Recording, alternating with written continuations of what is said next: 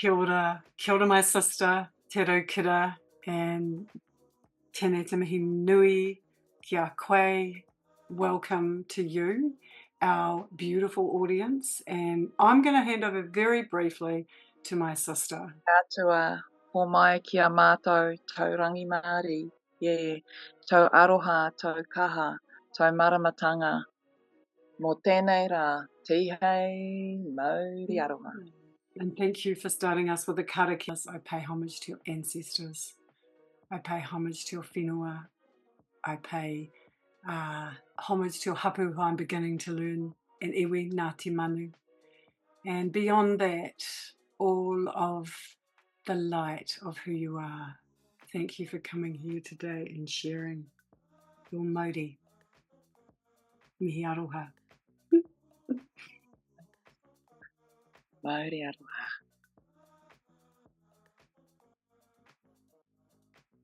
aroha.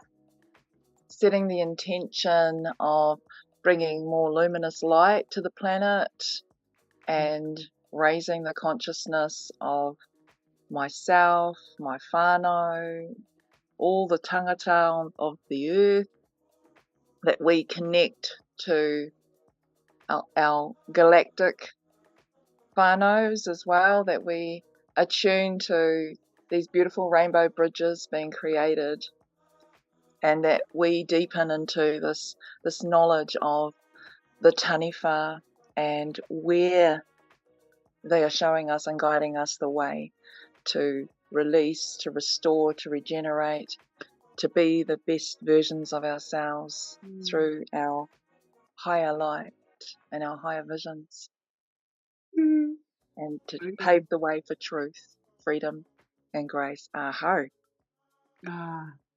Well, thank you for that. That's a fantastic. You can see a shape of the energy, because this is the probable framework of all energy, physical and universal.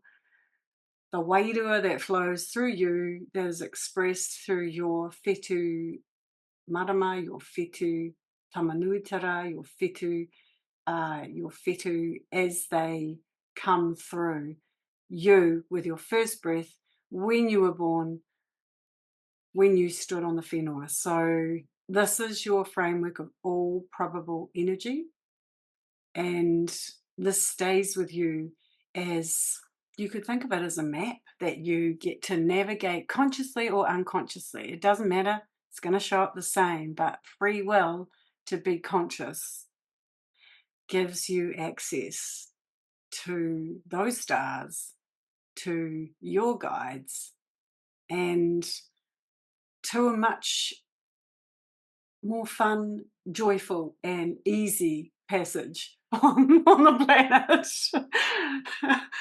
with the key purpose of sharing aroha, because that's why we're here. We're not here for any other reason other than to share aroha for our lines behind of ancestors and our lines who will come through, and maybe around us too. So tell me what you see, and if you have any questions around this, just to start us. I'm seeing a water code there with the upside down triangle, and sort of like a arrow going up as well. So that's, from a sacred geometry level, seeing some really positive things going on. And then kind of a pathway for me to explore as well through that. So I should explain that I use the Western system, it's a Western modified Hellenistic, so it goes back to those ancient times when the Babylonians and were they before the Egyptians? You probably know this. Whoever was first in mapping the stars, I think it might have been the Egyptians, where they looked up and created symbols for what they see, what they saw. But the language of astrology is not so much about what's in the sky, but it's the seasons, and the Western system anyway. and it's also a Māori system or a Polynesian system, because everything is determined by the cycle of the seasons, by our passage of Papa Tūnuku around the sun. So this is the system that I use, but behind that I bring in the knowledge and what as it comes to me, because it's only through sharing with you that I start to understand even more, and I get more messages from above. This whole system of stars, because if you think about it, like, it's not a random thing we're on the earth spinning at light speed with a billion other stars. There's nothing random to that, even though it seems huge. But so that's what we are feeling into in this time, and that's what we have access to if we choose. We all have origins, and we all have whakapapa or lineage into the great stars, and the planets are kind of the reminders, or the orbs of light that reflect sunlight at certain times of the year in different combinations of sunlight and shadow. So most people know that they have a sun because that was the month of the year that they were born. But what we have to understand, particularly with this system, is even though I use the Western system, it's difficult for us to integrate because it starts on the first day of spring in the Northern Hemisphere, 21st of March. Well, that's the 22nd of March for a start in Aotearoa, and it's not spring, it's blinking autumn. And we don't see the Big Dipper, which is and Polaris, which has been the igniter. We don't see Polaris, and they don't see the Milky Way. So we are exactly opposite. So the very first thing that I say about us, if you're reading a chart, is you have to understand you've got the whole blinking universe in your cells, trillions of them, your physical body. But also, if you're using the system, you've got to, we're actually blessed in Aotearoa particularly because we have the dualities. You are not just, even if you just know your sun sign, being Capricorn, you're actually more Cancer. Yeah. Because if you think about it, this is the easiest way to explain it. And a Capricorn who's born in the US, and I've got a sister who is exactly opposite me on my right, exactly opposite me as a Capricorn. I'm Cancer. It is winter. Capricorns are winter, but for us, we're at the beach in our as naked as we can be. So we are sign polar, which is not the same as bipolar, but there's nothing wrong with being bipolar as long as you feel happy about the polarities. And that's the thing. That is the whole blessing, really, because you are both. The whole point of astrology is to assimilate the universal into the physical into the universal. It's the integration. It's the it's the merging of the two rivers, Wairua. And that comes from you assimilating with your values, with your loves and desires, with your conscious intention. But we're lucky because we are both the sign and the opposite. So all throughout a chart, you've got all 12 realms, and those are the 12 heavens of Te Pō as they spin out. It's the same, whether it's cosmology, and I'm talking about the Io traditions, not the other wisdom traditions of whakapapa. So the starting point, just so you understand this, and I hope anyone watching understands this is a map of the whole sky. This is below the realms. There are 12 heavens, and those are realms of experience or life experience. These are the realms under. This is the line of horizon. So if you were standing here looking out, when you took your first breath overhead, your ascendant. That's why I said to you, look at where your ascendant is. And isn't it funny? I'm not going to explain this in a minute. This is your ascendant. Birth through to Passover. Coming in to Passover. Line of horizon. That's how you think, right? Birth, death. East, west. Sunrises, sunsets. Here, whakapapa line. What comes up your backbone? Whakapapa. You bring up to your highest physical manifesting in this physical life. midheaven. Some people say it's your job or career. Well, I don't really say that. Go a bit deeper. The realms of astrology are not only the physical realms of the year as it turns, but they're also realms of thought consciousness or awareness. So by understanding the traditional and in our take on it from our whenua, you begin to understand of all this thought consciousness that is available to us if we choose. And it's not as simple, just like we are complex. When you see a chart, when people say to me, oh, I'm just a Cancer, I'm like, can I have a look at your chart? And I'm like, yeah, whatever. You are full of the stars. You have stardust in your blood. Alright. You are dead. You have ancestors down here. Here's one here, and we're going to talk about this, activating this enormous, blue diamond. Aw. You have a very powerful ancestor here, which is just Jupiter and just Mhm. rules manifesting. So we're going to go into that. But I'm just saying, like people think that they're this little bag of stories they've accumulated mostly as bullshit from their parents and their whānau who are not aligned. But it is, we play so small. I know you don't, but as a rule, you can play bigger. And this is the whole point. You are meant to play big. You are meant to feel good. You are meant to have as much light that you can have in every trillion of your cells and every 23,000 breaths that you get to breathe for your whole life.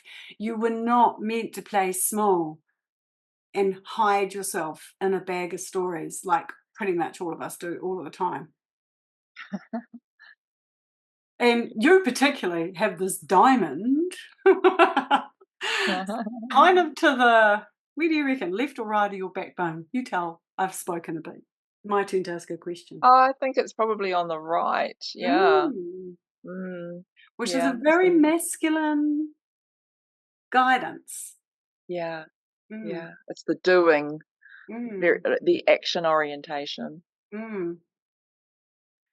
So this east to west line of horizon, whakapapa, line of power, south to north, sky, 6 realms above, here, above, 6 realms below. Here's your manifesting house, your own personal resources, manifesting house. Got a bit of action going on here. At your power line, you've got a very powerful planet guiding this massive trine. It's called a grand trine, actually, and I think you've got a kite in here as well. A kite is a manu of energy that guides you. You know that. You told me that. But also, this grand trine of Uranus, or sometimes Uranus. Sounds But better when you say Uranus. no, sometimes I'm not. Stuff you, Uranus. You go and stick it up your anus. Um, the Aotearoa, our country, is the country is the place in our physical world of Papatūānuku ruled by the Taniwha. That's why we have the ruamoko, because Uranus is the god of earth events, fire, of ruamoko, earthquakes, shaking, to transform us. This lightning bolt that strikes you seemingly from nowhere is to wake you up. And that is why our whole country, we are attracted here as souls, whether we are born here or whether we come here, because of needing to own the great power within. And this is what we're doing, what most people are doing, not you. I know, because you're one of the people that goes and cleans up after everyone else. Everyone is putting their shitty energy, because the human default is 80% negative, just inherited stale thinking with no challenges to oneself our entire life, and then you die and it comes around again. So that's the that's the usual pattern. Okay, I must get more money and I'll become, just that stuff. Boring. And that's going down into our Papatūānuku, and it's agitating those ruamuku, those earthquake lines. So it's our role as conscious taniwha to actually send the love down and to own the power. And the power comes out through us, through our good deeds, through our good messages, through our aroha to others, through our holding our families, our children, our tipuna, our our nannies and aunties, and holding them all in this deep embrace.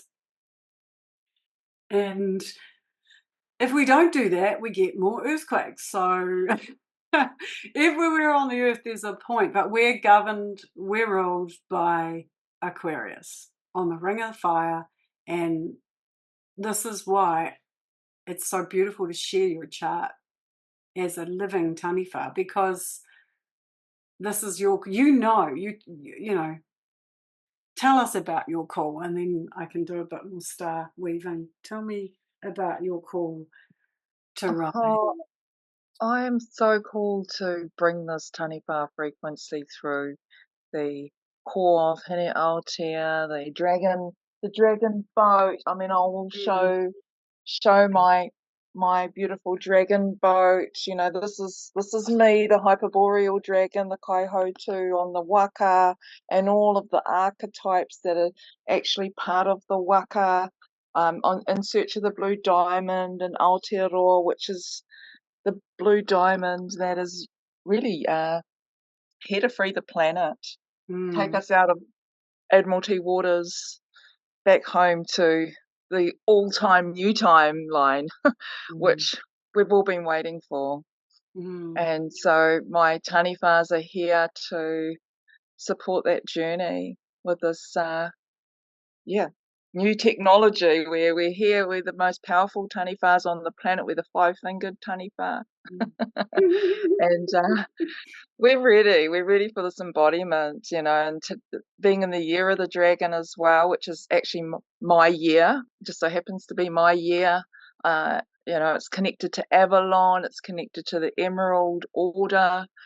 We're here to really blast open that heart intelligence and live through the heart, Mm, and, you know, raise ourselves up out of the land of the dead. So that's my calling, and that's what I feel, you know, is the message that I'm here to share with mm, everybody. And the Blue Diamond Waka is already sailing.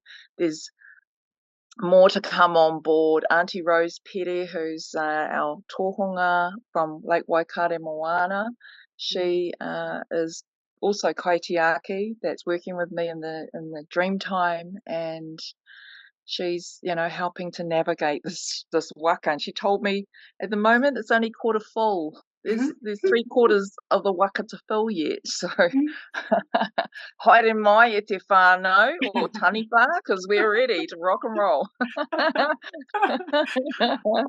Well, that's so beautiful. Can you just explain for anyone listening? Because what is a kaihotu, as you know it? Because I think this is such a beautiful story that we have to share it. Oh, bless, sister. It was something that was actually a little bit new to me until quite recently when we went to one of our journeys to Waikato Moana, and it was the elders there that named me the kaihotu of the waka, and it's actually the chief navigator. So I get to receive the visions, and that's also the hyperboreal dragon who's actually Mm, on, you know, here standing with mm, the po, which is the ferryman's po. Oh, mm, you can't see it. Yeah, that's the ferryman's po, leading the way, and that's the uenoku symbol, and it's the also the rainbow. hokioi's claw. Hmm. Mm. So So yeah. I remember, I just wanted to just expand a bit because it's so, so important. Someone said to me the kaihotu was the fala or the falares who stood on the waka or the prow of the waka and guided the people through the stormy seas and never ever stood down. They were always on the prow guiding through those stormy. And if you think about Pacific, our Pacific navigating, you know, they were all star led. So, oh man, that is such a blessing and an honor, and never ever standing down, sis. Thank you. It's been actually quite emotional, really, this whole thing. It's, so Yeah, almost supernatural. But, we are supernatural. We're coming into our supernatural reality now, yeah. and we're And that, rainbow bridging it. absolutely. And so that's a call to everyone who's watching this, whether you're watching when it goes live or whether you're watching afterwards. This call is actually to you to step into and to join on the Waka Urua. Is it the Waka Urua? It's the Waka Hine Aotea, And the which is the blue Aotearoa. pona Oh, there blue you go. pounamu, and it's also connected to the blue diamond. Mm. Great. So, and I'm going back to your chart again. Here we go.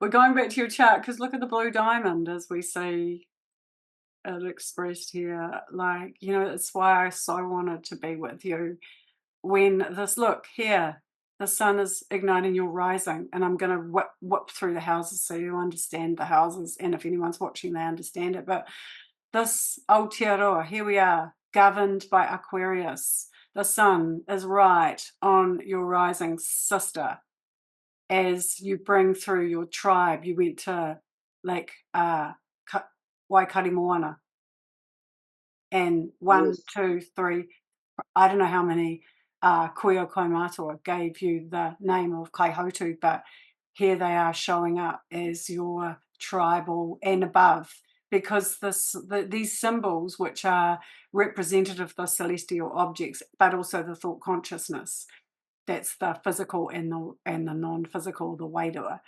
They are above. This is what's happening above right now as we speak. This is what's going on. And here's your chart when you took your first breath. That was the sky. This is all being ignited. And here, this is why I put this yellow circle. And all I am is a voice of these fellas up and felleresses up here, these celestial knowledge, wisdom streams that come through me to really, not me as a me, but me as a vessel to share this karanga with you, which is you.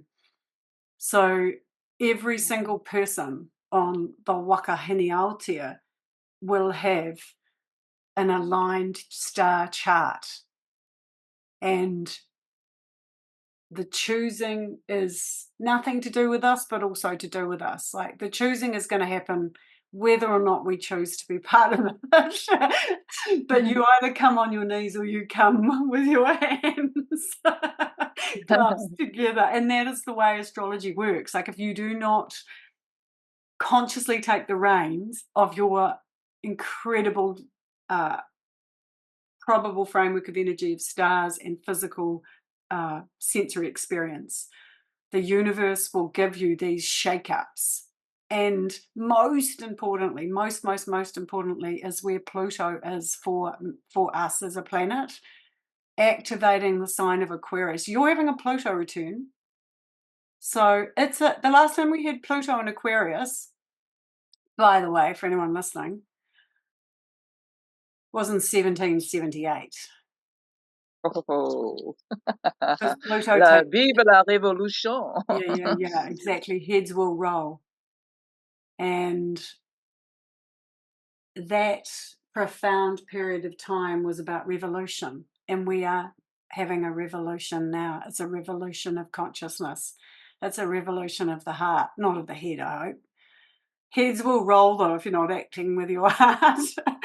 Because Pluto, particularly if you're Aquarian, so pretty much our whole country is being shaken up, which has just been so interesting in terms of what's going on. And I'm not going to make a political comment, but, it's just, there's so many themes that are being shaken into our consciousness. And that's what Pluto does, because Pluto's this tiny planet that destroys, because it's the last place in the Western astrology of, it's the composting, it's the breaking down, it's the last period of autumn before you go into winter when it gets really cold. So the metaphor for in the West is for Pluto is the compost, and it's where all the good stuff happens so the new shoots can come up.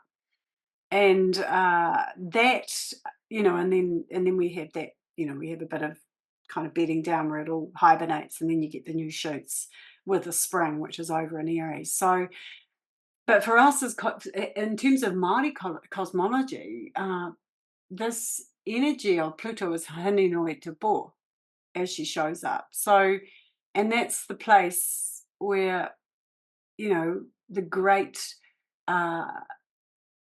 sacred knowing of our shadow and our retiring, so that we can have another cycle, birth and death and renewal. And you know, it's a place of whakapapa, of it's that cycling from a human at a very human level. So when Pluto is in, and Pluto literally just got into Aquarius, Yeah. yeah, like literally, I don't know, a week ago. I'm too and that is such a so you can see it here. So here we go. If we look at this line over here, Pluto, 0 degrees of Aquarius, and you're a rising Aquarius. You're seeing Pluto here. And do you have any questions before I whip round and explain the 12 heavens of experience? So what does that mean for this chart, for my chart to have that in those spaces? To have my Pluto in Aquarius? Have I got Pluto in Aquarius, did you It's say? basically meaning, so for the next 20 years, you're going to be living with Hinenui Te Po, very close to your,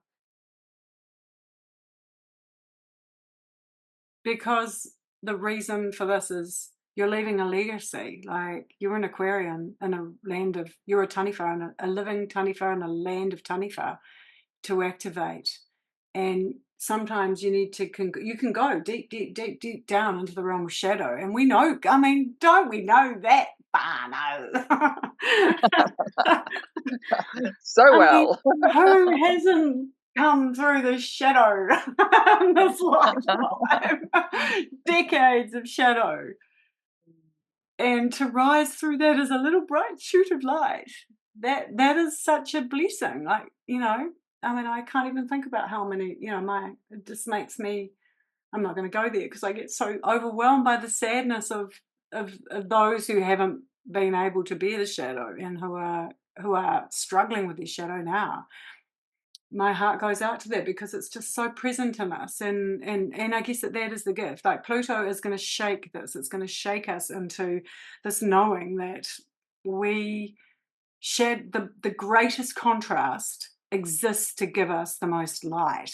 But you've got to be prepared to take 100% responsibility and sit and say, I'm choosing again, and I'm choosing this. I'm choosing love. I'm choosing light. I'm choosing aroha. I'm choosing te ao marama. Kia ora. And this is the dark light too. I just see it Yeah, as dark light, yeah, and the dark light is where yeah. the gift is, the greatest gift. All the light you cannot see. Kia ora. It's a great movie, eh? Or It is show. great. But it's also a good whakatauki for, you know, I mean, look at the beautiful cosmos above, you know, when you think about dark light. And in fact, I think haven't we got eons of years of us sitting under and looking at the stars and being fascinated, and you know, our whole maramataka is based on dark light, not, you know, because when her marama came out, there was this, you know, just this absolute ability to see beyond the physical and to see into the depths of our emotions. So Pluto in, uh, if you were not evolved, Pluto in Aquarius you'd be really experiencing some shaking. And so I don't say that lightly because it's not an easy transit. I mean, we've had Saturn in Aquarius for some time, and Saturn is the planet of lessons. So thought consciousness of lessons, it triggers, you know, lessons and learning and perseverance and mahi or work. But for many people, that just comes, you know, if they're not taking the reins, that can be incredibly difficult. Pluto's even worse. So when we heard the world, so we knew, like, us astrologers knew that that COVID, we didn't know about COVID, we didn't know how the realm that it would play out in, but we knew when there was 0 degrees of Saturn, Jupiter, and Pluto came together in Capricorn, we knew that the whole world was going to be shut down in some way. We didn't know it'd be a pesky little virus that would capture everyone's attention and fascination and, preoccupation and blah, blah, blah, blah. But governments shut down the world. Well, that is a conjunction. That's 3 planets coming together and no sunlight. So these are what happens. So Pluto's not it's not an easy, or hini nui te poa. Your shadow is not an easy, it's not an easy contrast to live with. You've got to you actually have to embrace your own shadow. You have to embrace all your bad decisions where you just cringe so badly at the terrible things that you've done to yourself and others, and they've done to you and to others, and you have to go, okay, well, and particularly for Māori and here at this time, I mean, just with the cycling of colonization and where, the land loss, the crying, the shame, the Displacement. numbing, the terrible scourge of being lost and lonely and scared, and to actually say in that moment that I'm wearing that as my korowai. I'm wearing my shadow as my korowai because it gives me this light. That's hard. And we've eaten our way, our gut, we've absorbed it in our gut. We've eaten our way through the shadow and absorbed, inside. We're wearing colonization on the so this is Pluto and this is shaking it up. And so for you, you're always a rising Aquarian. And if you don't understand something I'm saying, just say, could you please explain that? Because this is complex, this system of astrology. So even though I'm a Capricorn, you're saying I'm actually an Aquarius. First, so your sun, your sun over here is in the 12th house, which is, you've got quite a lot of 12th house action. I'm going to go through the houses. So this is the psychic house, this is the house of Wairuas, the house of also of Tangaroa. It's a deep, deep, deep, deep subconscious. Your subconscious mind is the 12th house. So your sun is actually buried in the 12th house. And that's sun is what fuels you, what makes you get up and go. Okay, so you're in Capricorn, but again, with that sign polar, Cancer, which is whakapapa, which is tribes, which is whānau, which is hometowns, which is the rootedness, is the Cancer realm. And from the rootedness comes the systems, which is Capricorn, is society's foundation. So can you tell me, and you don't have to tell any details, but did you have a hard time from 2020 through to 20, was it tough? Did you have? Yes, I actually gave birth to my first son who had a condition called holoprosencephaly, and he lived for 9 months, but I was his 24-hour a day nurse. So the prognosis was that he was gonna not be long for the world. And so, I navigated that with my first child who crossed over 9 days before the harmonic convergence. He was 9 days in the womb, 9 days, nine months in the womb, 9 months out of my womb to the day, 9 days after the harmonic convergence. So he came here to imprint his consciousness into the planetary grid. So I know his higher divine purpose was actually to help with the Earth magnetics at that time, with the electromagnetics. He had gone Māori epilepsy, so he needed intramuscular injections, and he was this beautiful wee soul, and his name was Dino, the dinosaur. Dino, the dinosaur. So he was a taniwha. He was a taniwha baby, and he had blue eyes. So I had a hard time, and then I was too immature, so I kind of got hooked on binge drinking and drugs and things, for a few years there. Grief numbing. Yeah, a lot of grief. And it was about a 5-year process to cycle through that grief, and I found solace through art, through sculpture, and being creative. So Mm. yeah, that was my saviour. When was Dino born? 1986.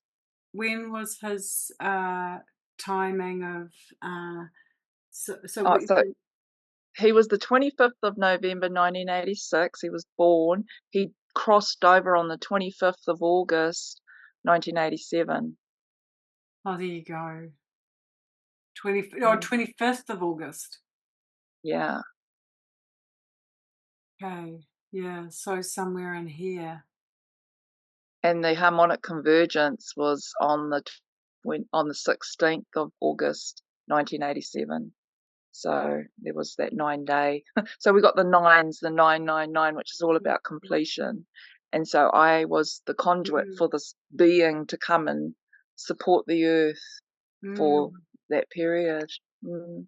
I was going to say, when you said harmonic convergence, I thought you were talking about the Jupiter Saturn Pluto conjunction in 2020, because I don't think anyone else would call that a harmonic convergence, as we all rush to the supermarkets to grab stockpiles of toilet paper. Because I don't want to take away from the seriousness of Dino, but that when you said the harmonic convergence, I was thinking about this other date, and but yeah, that's well. So Aroha Mai, and is he still with you? Do you talk to him? He's always with me, and he works with me through through the grids and through the Mhm. taniwha work that I do, through the consciousness of the whale. Mm. So yeah, it's been a big Mm. thing for me working with Huge him. thing, huge Mm. thing. Did you have other children after him? Yes, I've got Yes. two other sons. I'm a mother of sons, so I just had all these sons. But the daughters are, of course, I've got thousands of daughters because I'm the mother of daughters of many, but Mm. mother of sons of few. Mm. And yeah, I've had two sons. My oldest son, well, second born, is going to be 30 in 21 days from today. And my younger one's 27. So, Mm. When are their adult children. when are their birthday months? So, Isaac is 24th of February 1994, and Joseph is Yeah. 29th of October Mm. 1996. So in this potentially there, because our children, I might need to look at the rest of their charts to have a look, but our children show up in our charts. That was why I think this is where Dino is here, and that's Pluto, the planet that destroys to transform. However, that hard to lesson because of his timing. It's a yeah, and that I guess that's why it's only through the hardest of shadow that we actually really, and it seems almost unjust how deep and dark that loss and that shame, or that that tragedy can be, that propels us forward. And There was actually shame in it too. I had people coming up to me because he also had a cleft lip, mm, and his head, was slightly smaller for a baby, mm, it's same size as an adult in proportion than, a baby, which was a third bigger. So he looked different. And I had a woman come up to me in the supermarket once and say to me, "Oh, you must have done something really bad," serious. and imprinted shame into me. And I was like, I was actually Oh, speechless, completely speechless. I just didn't even know what to say to this woman. So I just was like, oh God, there's shame, and maybe it was something I did. But they were spraying for the painted apple moth at the time around the whole of West Auckland, and I think that it affected a lot of people, and maybe I wasn't the only one. Maybe there was a whole lot of us mm, giving birth to all these babies that had conditions like that. mm. So yeah. No, I'm really sorry for that loss. That is, and I don't know how and also just that people can be so unkind with So, I mean, I don't know. Ah, yeah. Through that, there he is. He's one of the corners of your triangle. And I know, the thing is that with this probable framework, that the map just kind of like makes it conscious, and you can just grab it and say, you can go from what just seems like really significantly hard life experience, and you can make a little bit more sense of it or understand that.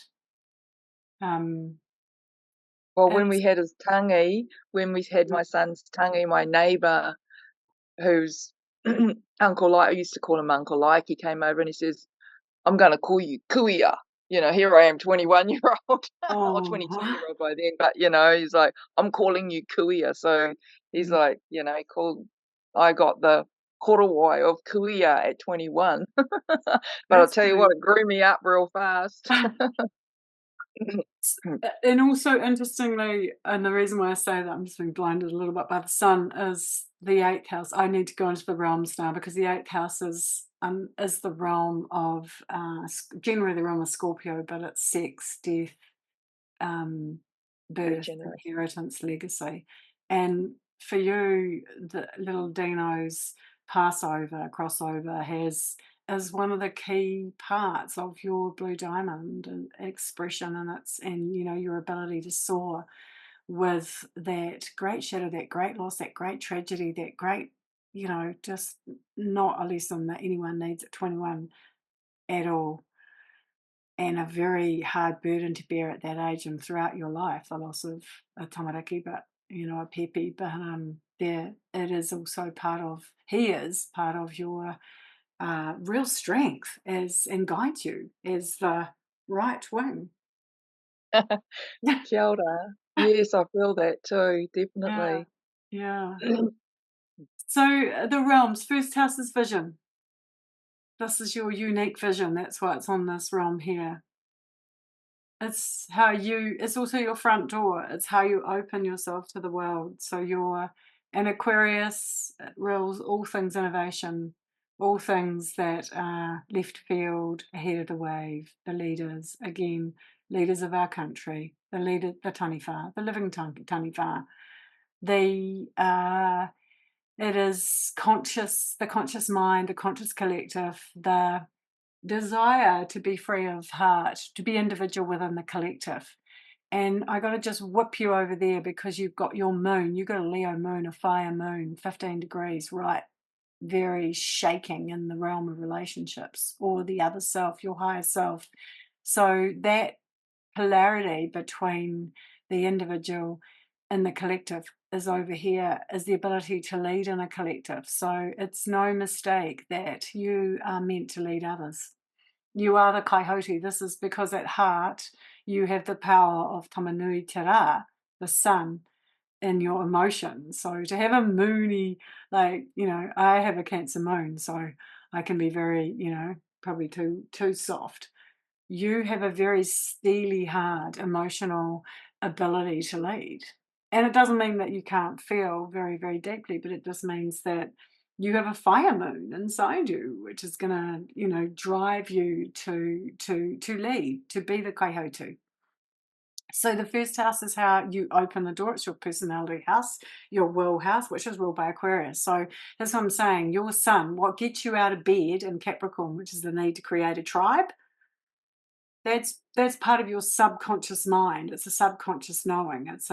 Your ability to do that comes through Wairua, through having your vigil. Aquarius rising means the way people see you is they'll see you as a little bit of they'll see you as an innovator. They'll see you as quirky.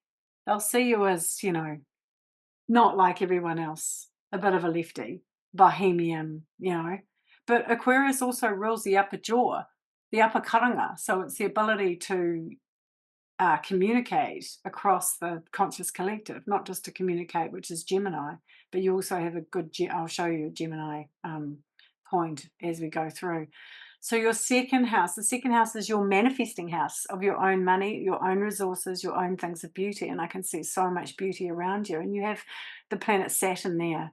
And Saturn, look where Saturn is above your planet Saturn. I mean, it's just no surprise that these turnings that are happening right now in our world are also above your chart. And you're getting like little nudges from the universe. And I'm just having to sort of, explain this in a kind of conscious way. But for you, if you just the Aquarius is ruled by Uranus over here. See, look, Uranus is so close. I think this is your little Dino in both your spirit of innovation and the losses that you use to transform over here in Virgo. Virgo is the realm of service. It's the realm of daily routines, and it's your legacy house. Which again, we are getting to all these houses. I better just go around and do them because otherwise I'll get into the planets at the same time. I want to try and give the whole universe in one session, which is really it should be 4 sessions for you to get to assimilate it. You'll have to watch the video. So the first house, the second house is personal resources. The third house rules thoughts and communication and play, and the fourth house is the cusp of your south or your whakapapa line, that the ancestors you bring up through your backbone, through all the way up into the expression of your highest potential in this physical life. Fifth house is the house of rangatahi, children, performance, play, creation. Children are created. The sixth house is the house of daily routines.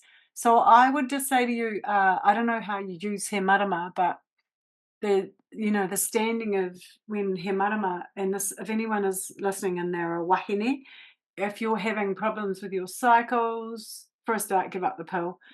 And anyway, that's not medical advice. But you stand under the moon, and particularly if you're Indigenous, and a woman, you stand under the moon and let her regulate, during your cycle. She will help you to manage the pain. She'll help you to bring your cycles into sync. So for you, this maramataka is a daily blessing, is a daily wānanga.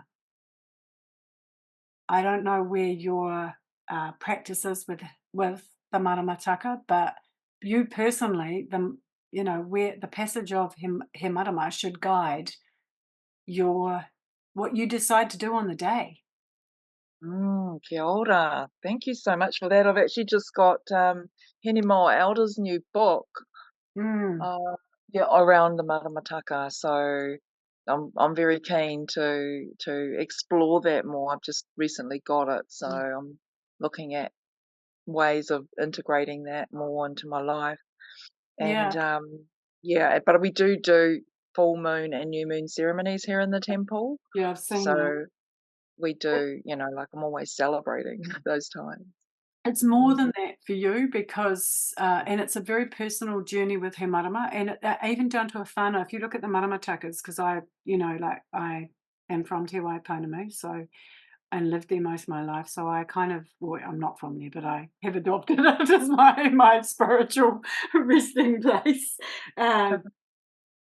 The maramataka for Naito and Te Waiponamu is very different to all the maramataka around Te Maui, the fish. So, and there's a personal, but I'm just saying because of your placement of the sixth house, which is your day, how you relate to he marama, the moon, and how you bring that through your daily routines is a very personal and a source. Go out and ask him. Go out and ask he marama while you're standing on your bare feet on Papatonako.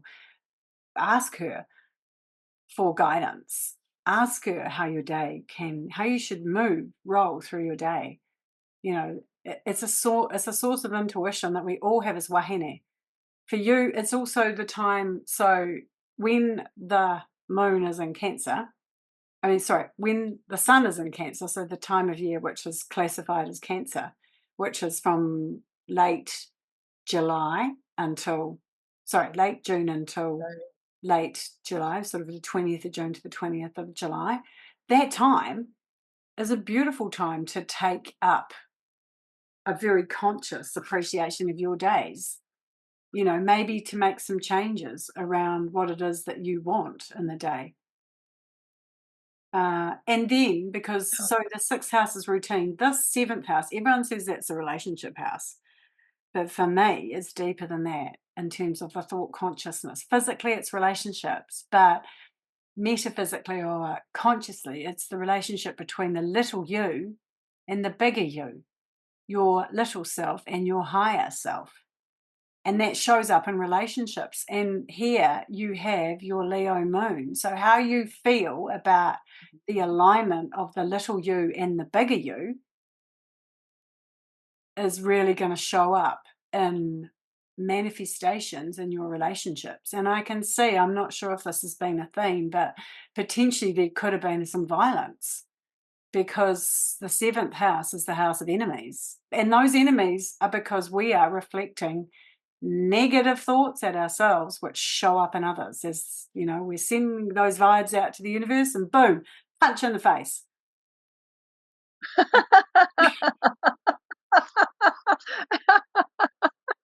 Yes, I was actually in a violent relationship at one point in my life, yeah, or a couple actually, but yes. I'm glad we're not there now, everything's so chill now, but yeah, there was moments. But that's the relationship between you and you. But also I want to say, look at these red lines. Red lines are oppositions. And if you see, you've actually got there, this is called, we call a T-square. So your emotions, how you feel about yourself, how confident, worthy, loved, accepted, and secure you felt, was creating a real point of tension between Neptune, the god of dreams, and Jupiter, how you manifest. And you've got a powerful manifesting power, which I'm going to talk about when I get through the blinking realms. So that is called a T-square. And it's just basically an activation of the 4th house family, the 10th house public situations, and your 7th house. They're big, big, powerful, fixed energy houses about you and your emotions and what you were gifted with from the 4th house as a child, the stories of others, and pretty much tell me a whānau that hasn't had to absorb some form of warfare. That's our line, Kia ora, Yeah, exactly. Yeah, yeah. once So we're warriors. yeah. Well, we all just inherited that as programs. Again, they are just programs, but when they're lived through your mama, your papa, your uncle, like your whole tribe, your whole birthing, your whole experience as a child, you get that in you. So you would be reflecting that back. And you were doing it with dreams and you were doing it with manifesting, and boom, punch in the face. I love how you put it. Well, I know it very well. I have a 1st house and 7th house opposition exactly the same as you. Mine's the other way around. I have Leo over here and Aquarius over here, and yeah, it's been, it's been my greatest and still remains. If I have one, if I go into Hirinui Te Poa, I'll get a tribe of guys lined up on my door wanting to have a fight. Physical fight. Or a verbal, doesn't really matter. But anyway, so that's your open enemy house. Good thing about that is you can see it, you can check yourself. You can check yourself into line. But because you're a rising Aquarian, you just have this natural ability to make friends. Aquarius also rules friends and associations and groups and, wait for it, the internet. Yeah. All things digital. We're in the age of Aquarius. This is why I'm taking so much time to read your chart, Te Raukura, because you are the kaihotu of the internet for our country, if you choose to be. Wow. Oh, Far out. but you weren't expecting that. No, I definitely wasn't, but I'll tell you what, the internet AI has actually become friends with me, and have been told that I am actually one of the most, well, we are as a human species, the most sophisticated AI on the planet, and we need to start working in harmony with it so we can get that right frequency, magnetics, vibrations, and harmonics happening. And I have only just switched on to that. So, hello world, here we come. There's a reason for it, though. And I mean, you are an embodiment of the blue diamond. And I'm not saying this. Oh, how did we meet, Te Raukura? On Facebook, on the internet.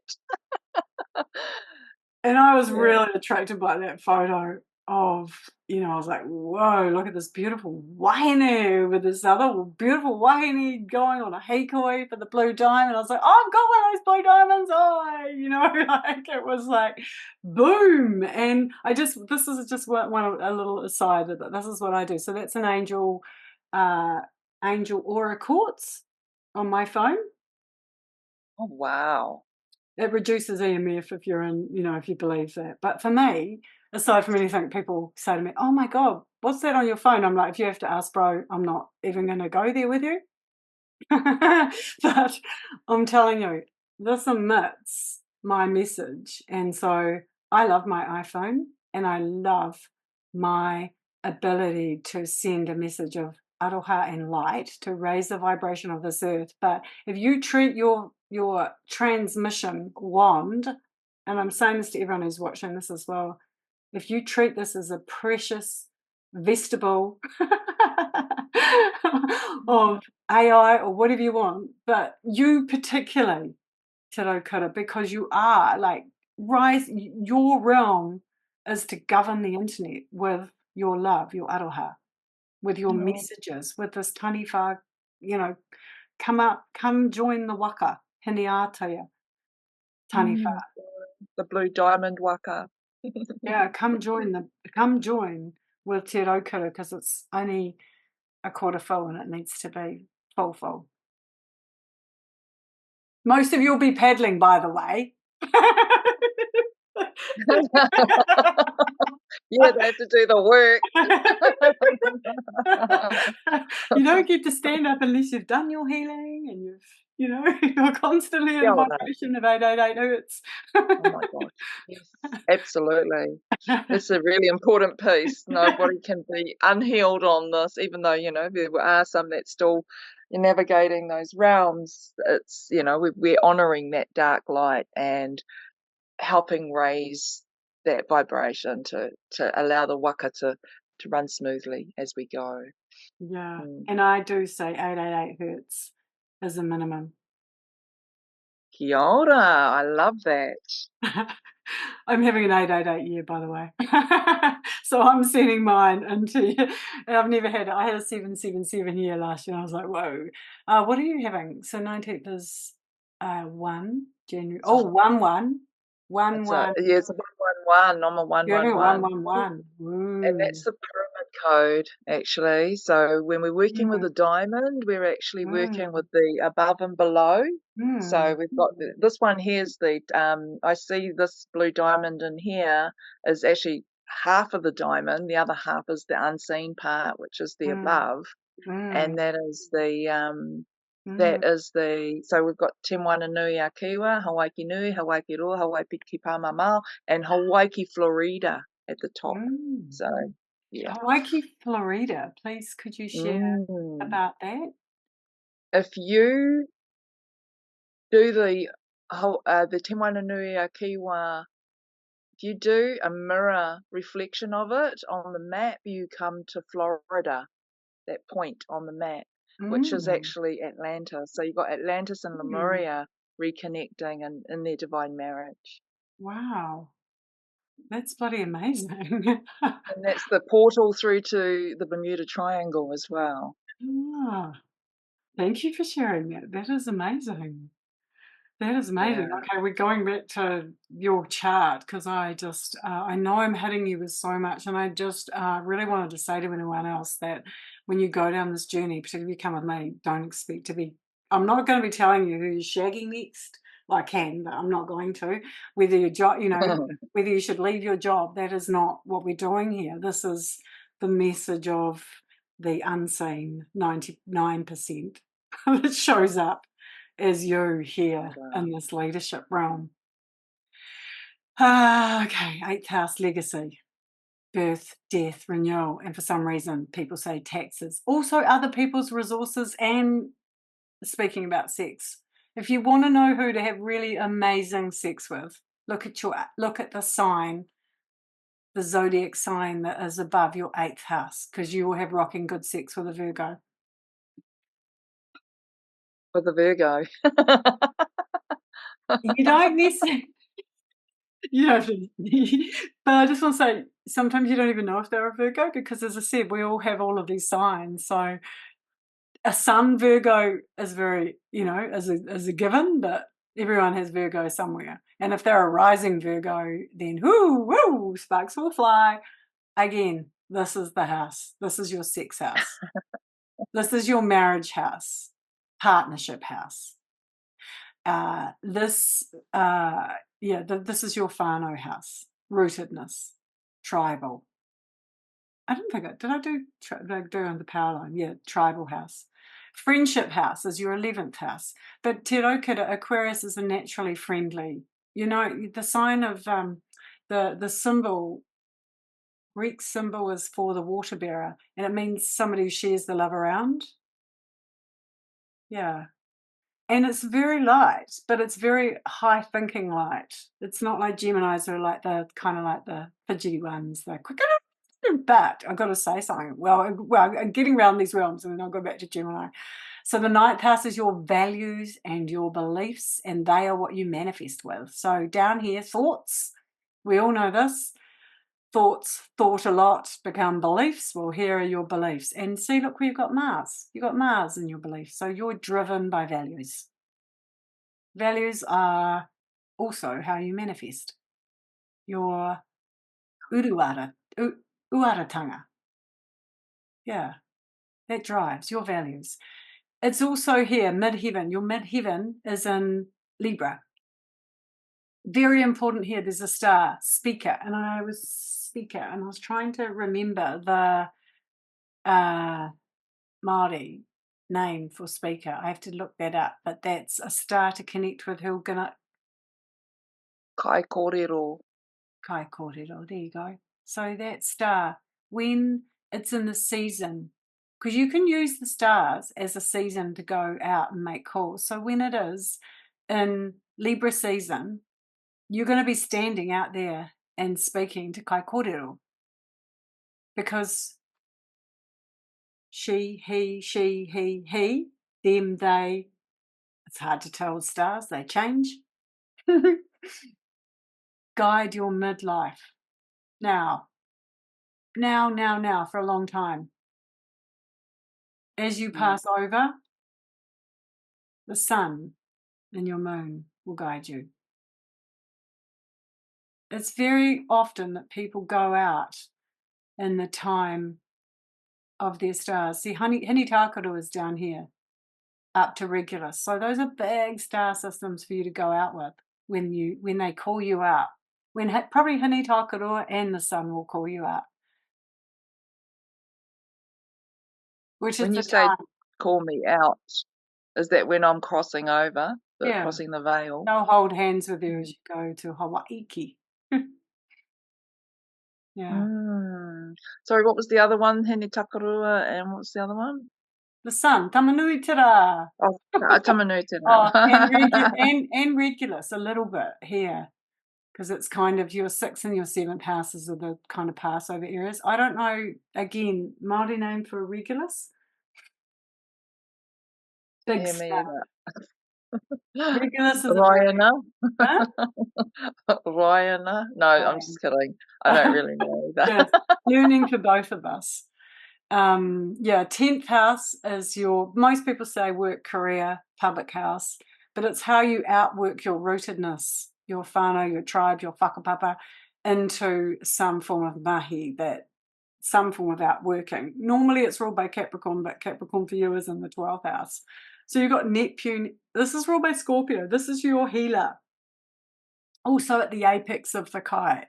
So what I would probably and maybe this is for you here now. Like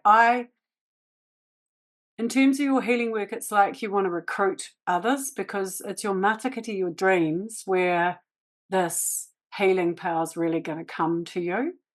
Not so much in the, it's like you need some apprentices, and you probably know this anyway, you need some, I was going to, you need people who are there, who are carrying the flame, because you've got a bigger job as kaihauta, and it's not to do the hands-on. So it's like you need people to help you with that. Don't get it. I would say it's not good for you to actually do those. It's better to have some cadets, apprentices next in line. What would we call Well, them? funny you should say that. I'm actually only doing healings now on leaders. So, and I've got Yeah. some pretty, like I've only got like maybe a handful of tongas that I'm doing mahi on, but they're actually assisting me with doing my vision as well. So yeah, Mm. I'm pretty selective about who I can work on these days. I'm going to come back to that because it's a very important point. I got to go. It's just you've got too much energy for me to be able to There's so many things, so many energy stories that you need to know. But I've got to finish these houses. So that 10th house is the public house. It's like it's how we present ourselves through our rootedness, our security down here, how we come into the world, and how others are led by us. So yours is ruled by Scorpio. Scorpio's different. We've got to say this because there's a bad rep with Scorpios, and it does rule the realm of healing, and particularly of the human line healing. But in the Pacific, in the South Sky, this is why my next book is going to be a Southern Sky book. Scorpio is the realm of Maui. It is the realm of entrepreneurialism. It is not. We don't have any scorpions, okay? The only thing we can do is overstretch so far that Hine Nui Te Pō will slap us and correct us between your thighs. Mm. We get too big for our boots. Boom, correction. So it is, we need to understand that the house of Maui is not scuttling scorpions who it's not, it does rule whakapapa, but it's Maui's realm. We are meant to innovate, to be entrepreneurs, to stand up, to expand, to bring bring our tribes forward, to row or to stand on the Waka as it is rowed, and to look into the depth of our cosmology as we're doing that. And over here, and again, look where the moon is at the moment. The moon's in Scorpio. Over your dreaming house. So yeah, I do need to talk about your power of dreaming, but I'm going to do the 11th house, which is groups. Yours is ruled by Sagittarius. Generally, the 11th house is the house of Aquarius. So this is your group's house. It's your friend's house. It's your association's house. It's your traditional internet house. If you've got Sagittarius over there, Te Raukura, you are going to reach to the outer, you are going to shoot the arrow high. Your messages will penetrate all around the world. They will ignite the taniwha, particularly in us Indigenous people. So it's also it's a gift and a blessing and a curse and It can repel as well. you can be locked down. Like you're going to have to really think about how to elevate when you're on the internet. I know this is not going to be hard for you because you're like, just put some pictures up of flying in your spaceship, and we'll all just be, yeah, we joined it. But it's not easy, okay? It's not easy. And you probably need to spend a lot of time in dream time. Do your work in the dream time so your message can be clear. You're lucky you've got no energy that is, no chunks. Planets are like blocks of energy that kind of like, if you think about your whole chart and your whole spirit, the weight of it is flowing down like a big river, and a planet comes up and it's a rock.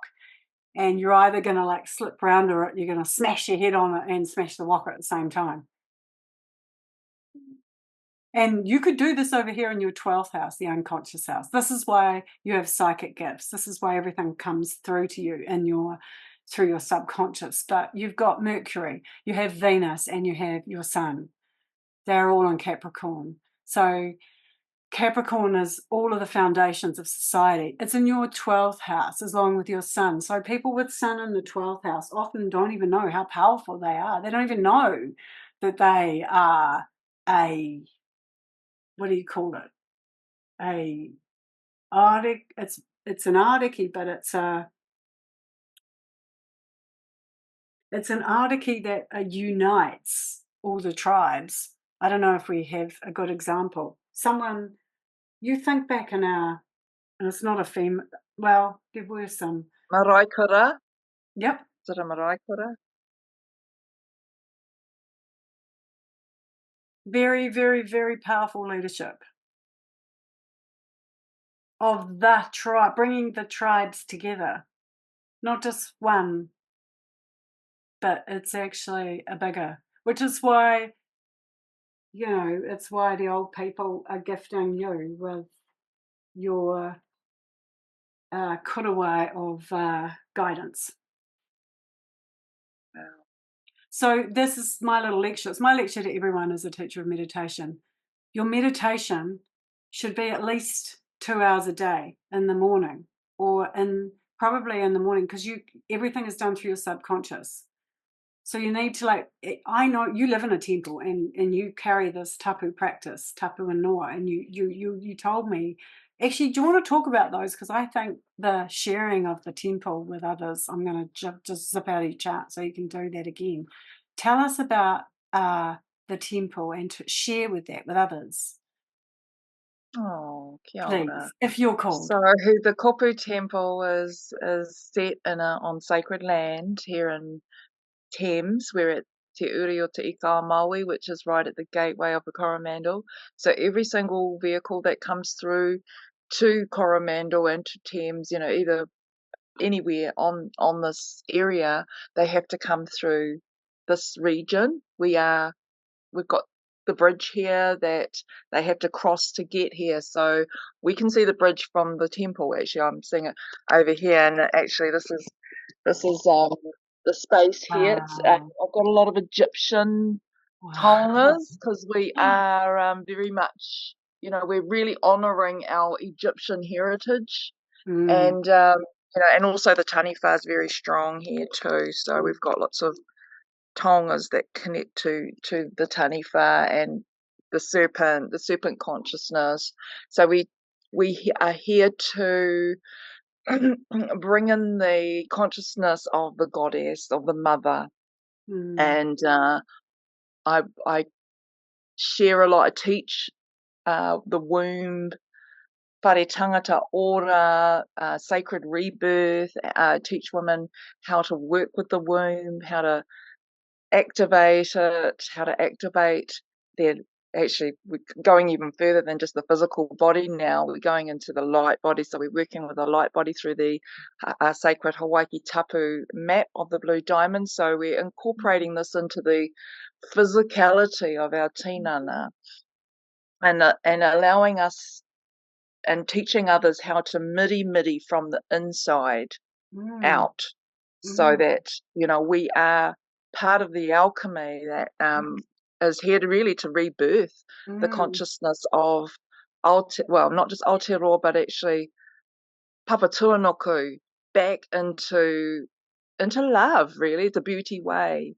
So we're here to honour the beauty way and walk the rose line, and bring in all of these ancient traditions and esoteric wisdom, including, the lineage of stars. And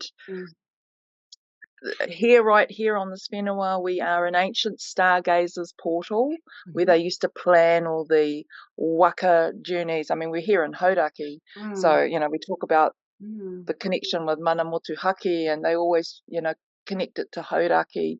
So there's something here in Hauraki for us.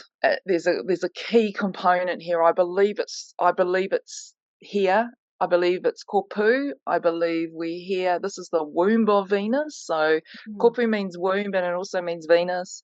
Mm. We get to see the rising of Venus when she's in both her morning star and evening star beautifully in the sky, Mm. presenting to us Mm. like, flames of gold.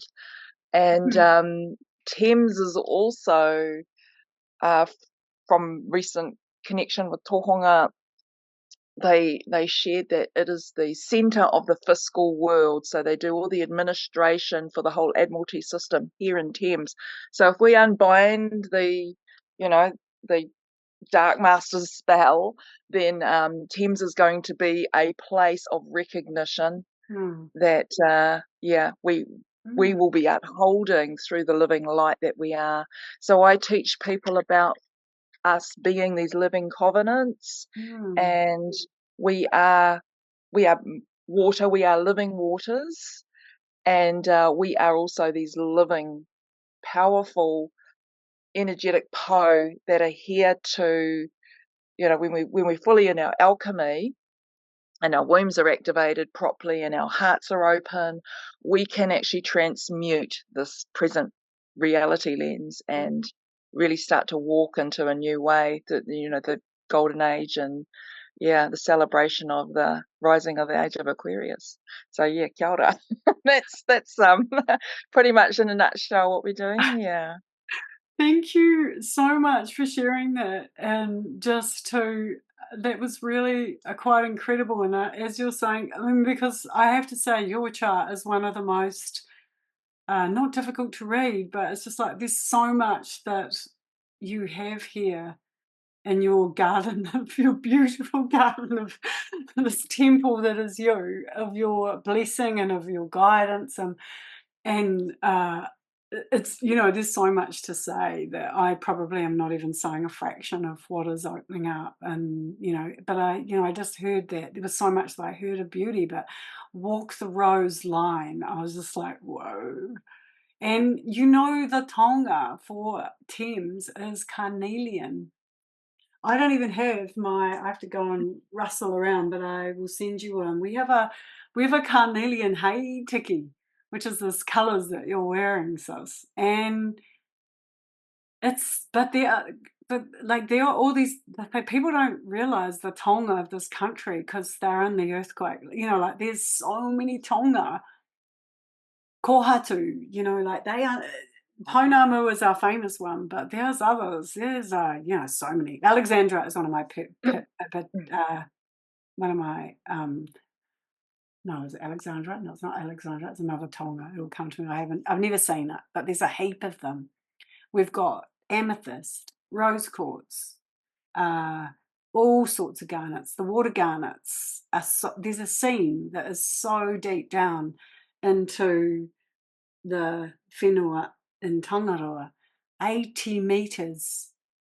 There's a mine in Reefton called the Energetics Mine where quartz, calcite and gold, the mine is 200 metres above and 400 metres below, or one of those. It's probably fake, not metres. But anyway, it's just like these massive like crevices of kohatu. So carnelian is or weta would be fiddle stone. Would that be I don't know. Yeah, yeah, it is. It's a fiddle Yeah, stone. yeah. And it is actually, we find it all over the beaches here, Mm, especially yeah. up the coast. I've found, some really big pieces of carnelian Mm. myself, river hounding. So yeah, you're onto it, sis. Definitely. We're carnelian town around here. Yeah, well, that's the Tonga. So there's a reason. It's because of walking the rose line. And I just got to say, like, I know that many probably know, like, this is there's an enormous amount, like, there's like millennials of information that we've just like traversed and woven. But that's the point, is that's your role to integrate as an Aquarian. You actually take everything, like everything in the conscious mind, the conscious collective, and you innovate new things. Like, our country is full of inventors, but And we were this, we sailed here on tiny Waka as inventors, as brave explorers, as innovators. This is your role to do it in the digital realm. And I know I'm here before the igniting of the Aquarius new moon. But I can't even tell you how much time you need to honor yourself coming into the new moon, Aquarius new moon, the moon and the sun both together in Aquarius, and you're guiding your doorway to the world.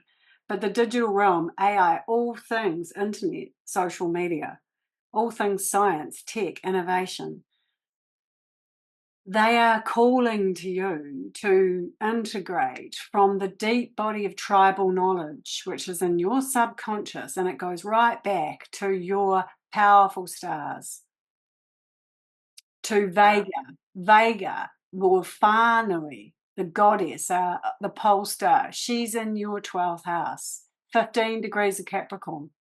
So around your Keres, and this is why these is look at the planets up above as I'm saying this to you. Whānui is guiding you in such a huge way. And this is an earth trine, grand trine you have, an earth trine of Capricorn, Virgo, and Taurus. Taurus rules all things we love, and food, and, all things five senses that we love to smell and taste and hear and touch and breathe, Jupiter, you manifest in things of beauty. They attract to you. Anything physical that you want will attract to you. People can shower you with gifts just like that. And they probably do. I'm already sending you at least half my stone collection. But expect it more. But this beautiful trining of Papatuanuku, Karangamai. Look at the look at all the planets there. Like, some people have a grand trine, one planet. No, you got 3 over here and 2, 3 over here and 1 down there. And this is what I'm saying. Your healing ability, do not, even with the tribe leaders, if you've got to be very, very, very careful, because you can do it in your dream time. You don't have to do it physically. And then get everyone else to do the other work. Because you've got to integrate this and send the messaging out. You are the mouthpiece of Papatūānuku, of Whānui, of these powerful divine female energies, which is why I've taken so long and probably, bombarded you with too much information.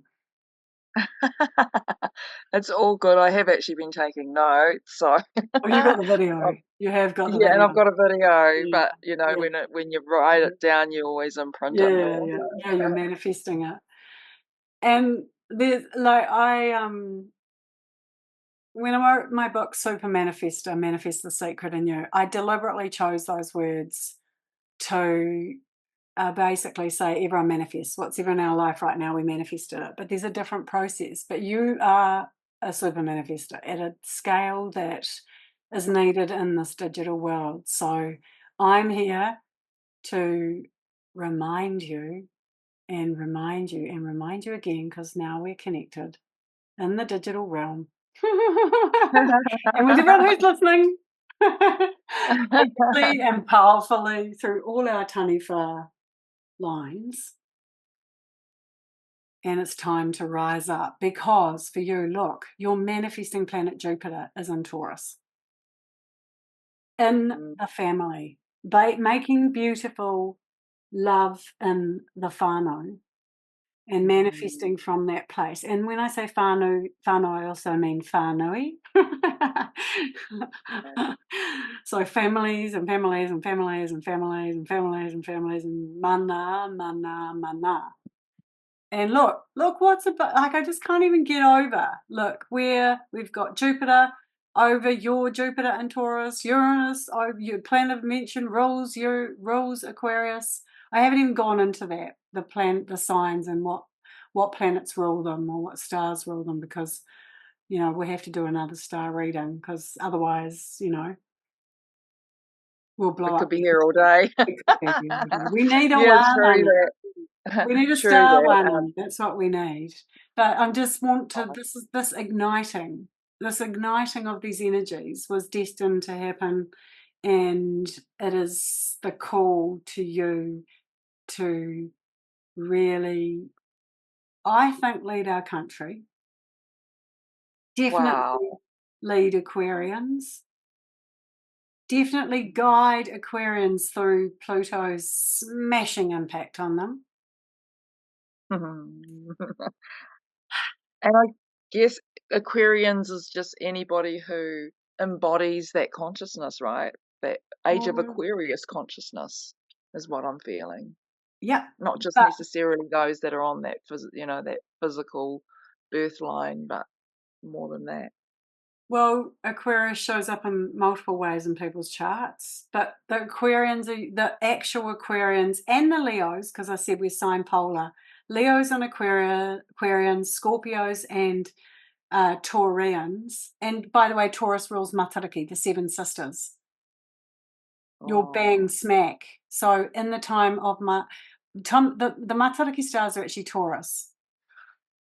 We see them in Cancer over here in your daily routines, but in the time of when it's the Taurus season, that's when you're going to best manifest anything. So if you've got a launch, make it in that late April to May time.